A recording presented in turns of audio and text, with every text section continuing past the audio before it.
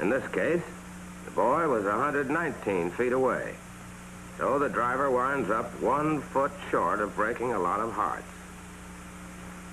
It's a different story if the roads are wet or icy.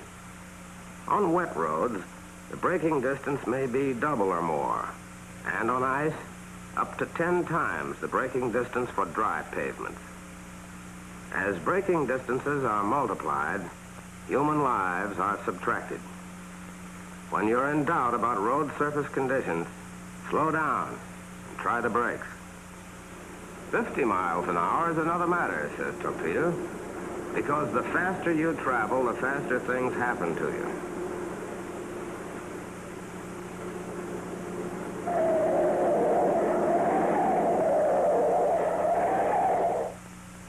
The answer to this one makes a newspaper headline, plus an obituary.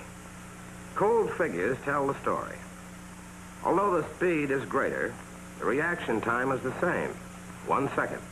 However, in that 1 second, the car going 50 miles an hour travels 73 feet, as compared with 51 feet at 35 miles an hour.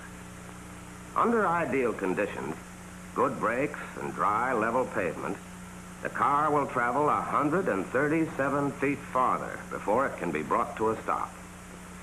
73 feet reaction distance plus 137 feet braking distance equals 210 feet.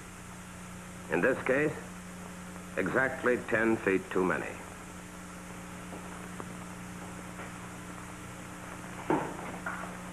Mr. Jones, how about when you're driving 80 miles per hour? That kind of question is right down Torpedo's alley. Imagine yourself behind the wheel, he says, with a heavy feeling in your right foot.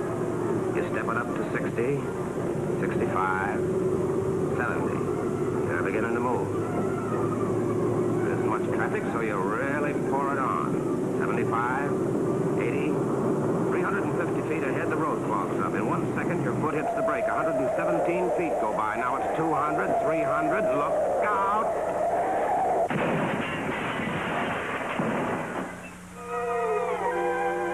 Torpedo says the most common answer to the 80-mile-an-hour question is a spray of daisies, the kind you push up.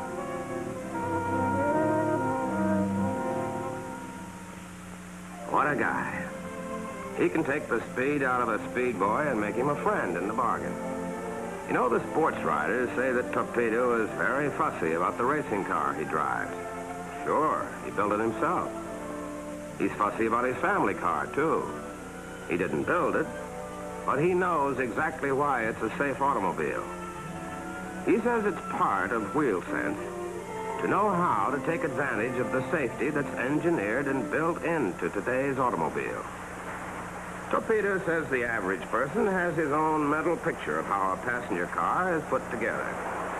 Kind of rough outline that calls for a chassis appearing from somewhere to meet a nice-looking 5-passenger coupe body that pops down from somewhere else.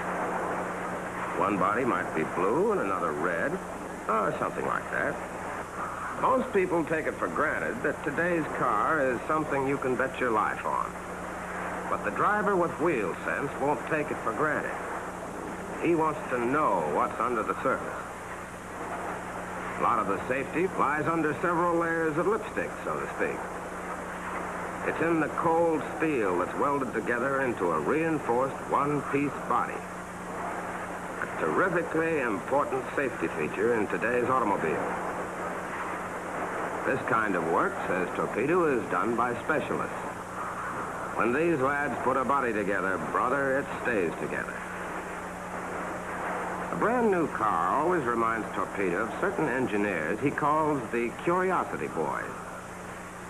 They're the fellows who didn't believe the expert who said, quote, "The 1912 models represent the farthest possible advance in automobile construction," unquote. Well, as Torpedo says, if anybody has driven a 1912 model recently, he knows the Curiosity Boys have added several safety features since then. But these safety-minded Curiosity Boys are never satisfied. They raid the assembly line without warning. and grab a pretty stock model to see what makes it tick and why it shouldn't tick better. Let somebody tell them an engine has plenty of zing and a set of brakes has a steel grip, and what do? Run the engine ragged and torture the brakes till the place smells like a fire in a rubber factory. You could never think of all the fussy little tests the Curiosity boys invent. Unless, like them, you got paid for carrying a chip on your shoulder. They try freezing the car to death in a big ice box set for 20 below. Why? Well, they figure that if they make a popsicle out of a car and it doesn't quit cold on them, it won't conk out on the fellow who drives it through tough winters. Tell the Curiosity boys the car has a low center of gravity, and they tilt it up to see for themselves. Just for good measure, they try it on the run. If it doesn't spill over, they're as satisfied as people with their particular temperaments can be. Whereupon they try to drown the car. Next, they slam it onto a road that has a complete set of jolts built in. If the preceding torches have produced a weak spot, it'll show up in this shakedown. Believe it or not, the car manufacturer pays these torture experts. They even run a special test on behalf of people who drive on the back roads. Finally, they turn the car into the speedway and pour on the coal. If you're going to do that kind of driving, says Torpedo, here's the place to do it. Test drivers burn up the road for hundreds of miles, checking speed, gas and oil consumption, pickup, drift, and brake action. If the car comes through, the Curiosity boy in charge checks it out on the score sheet. His job is finished. The rest is up to the Curiosity boys in service stations all over the country, who will maintain today's cars in safe condition if the owners have enough wheel sense to give them a chance. And while we're standing here talking about today's automobile, says Torpedo, the designers are dreaming about new cars that will have the grace of a hawk and the safety and durability of a bulldozer.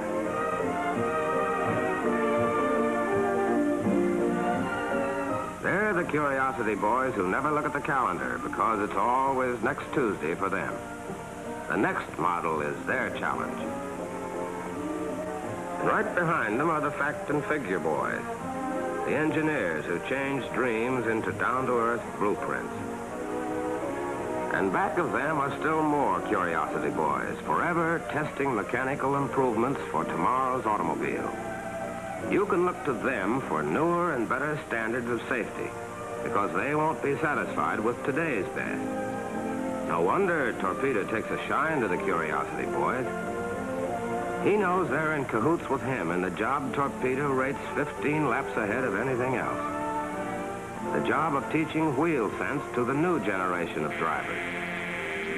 Well, maybe I shouldn't get personal, but it so happens that I'm Torpedo's mechanic, the guy who nurses his racing car. Naturally, I see the boss under all kinds of pressure. He's what I'd call a slow starter and a fast finisher, whether he's on the speedway or the speaker's platform.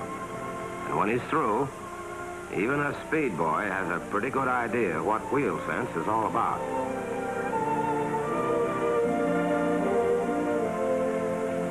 Oh, can I give you a lift?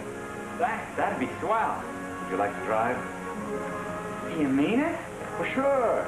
Here are the keys. Gosh, thanks. I happen to know that he goes around with his head in the clouds if he can do what you just saw him do. Bring an amateur into the ranks of professional drivers.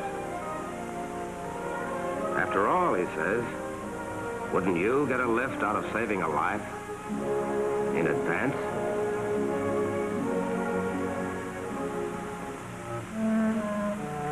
Hey, Mac. Uh-huh. How do you spell amateur? A-M-A... Oh, so you've been taking notes. It's about time. You're right, Mac. It's never too late to learn wheel sense.